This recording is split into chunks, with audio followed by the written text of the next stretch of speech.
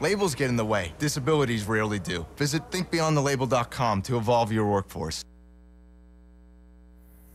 There is growing anger out there among independents, and CNN's David Mattingly visited Kentucky, where some are tired of two-party rule and are fighting back. Take a look. As an independent voter with two small children and a mortgage to worry about, 26-year-old Mike Lewis has a common complaint. He feels like his concerns are drowned out by partisan bickering. These politicians talk about problems, but they're only keen on one solution. Do you feel like you're being left out? Of course. There's no connection anymore. So Lewis is taking matters into his own hands. I'm tagging along to see what happens as he drives his pickup to the state capital of his home state, Kentucky, hoping to give independents a bigger voice. Okay, what's the plan? Well, the plan is just to talk to as many senators as I can. Senator Leeper, how you doing, sir? Try to get as many people on the ground as I can, wrestle them down if I have to. Lewis is only partly kidding about a fight. He wants to overturn the state's closed primary system, a system that excludes tens of thousands of independent voters from primaries. And he knows he's about to hit a nerve. What you're saying is, I don't like the way America runs its political system. Well, if you don't like it, move to another country. That's untrue, Senator. Don't you want to talk to me about something real instead of these false truths that you're spreading? The way it works right now in Kentucky, you have to register as a Republican or Democrat before you can vote in a party primary. 17 other states have the same system. If you're an independent voter, you're not allowed to vote until the general election.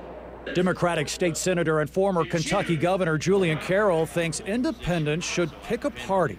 If they want a party, fine, we'll create them a party, and then they can have their own party that believes in their own principles. Independents don't want to have their own party. They want to vote for Republicans and Democrats. I'm telling you how we operate a democracy in America, David.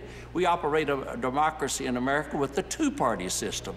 You're trying to destroy the two-party system in America, sir, and I'm not going to be a part of it. End of this conversation. You went on record saying I'm trying to start a party. There is no party here, sir. I'll see you on the floor, Senator. I appreciate it. And just a few hours later, there was a vote in the state Senate. With it, another surprise. There's a little bit of irony here.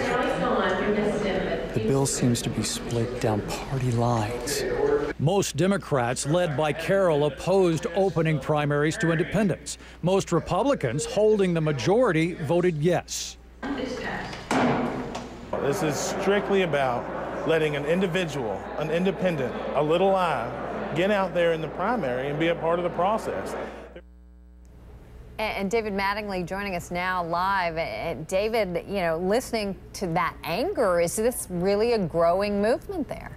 Well, it's in its infancy. It's a grassroots movement. It's called Independent Kentucky. And this man we were following around was the head of that organization. It's all very organic from the bottom up. He's just, he's got something he wants to accomplish. And you see, he was taking upon himself to go there and lobby for this idea that he has. We went to a meeting of this organization. They filled up a couple of tables at a local restaurant. So they don't have a lot of funding. They don't have a lot of support, but they do have an idea and they are motivated to do something about it. And David, why did the vote for opening up primaries break down? Down party lines? Right, yeah. Well, that's because there's a majority of the registered voters in Kentucky, over 60% are registered Democrats. And for that party, it just doesn't make sense to upset the status quo. The Republicans might see that a little bit differently. You didn't hear that coming up in the debate on the floor. Everyone that was supporting the current system was doing so out of tradition. They were saying this is the way we've always done it. If you want to vote for a Democratic candidate in a primary, you should be a Democrat. So they have this traditional argument. And now it's going to go to the House in Kentucky, where the Democrats have the majority there. So it's sort of up in the air. We're not really sure how this is going to go. All right, David Mattingly for us tonight. David, thanks so much. And coming up, everybody, we have some breaking news in those Arizona sweat lodge deaths last fall. Self-help guru James Ray has been